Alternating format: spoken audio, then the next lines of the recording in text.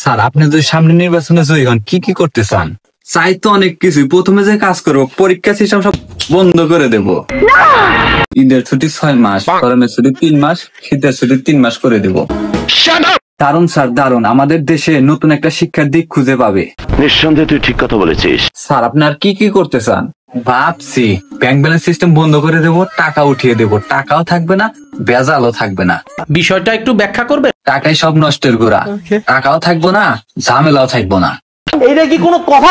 ধনী গরিব সব সমান হয়ে যাইবো। এটা কি ধরনের পাগলামি? কি আবাদ স্যার কি আবাদ, কিন্তু আমাদের দেশ তো অচল হয়ে পড়বে। মানুষ কেনাকাটা করবে কিভাবে? কিছু দিয়ে নয়, দোকানে যাবে নিয়ে আসবে।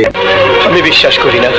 স্যার তাহলে তো আমাদের দেশের মানুষের খাদ্য সংকট পড়বে। দেশের জমি জমা কোনো মালিকানাধীন রাখবো না, সব যার যার মতো চাষ করে খাবে। ধন্যবাদ আপনাকে। এখন আমাদের দেশের মানুষ সিদ্ধান্ত নেবে আপনি মন্ত্রী হবেন কিনা।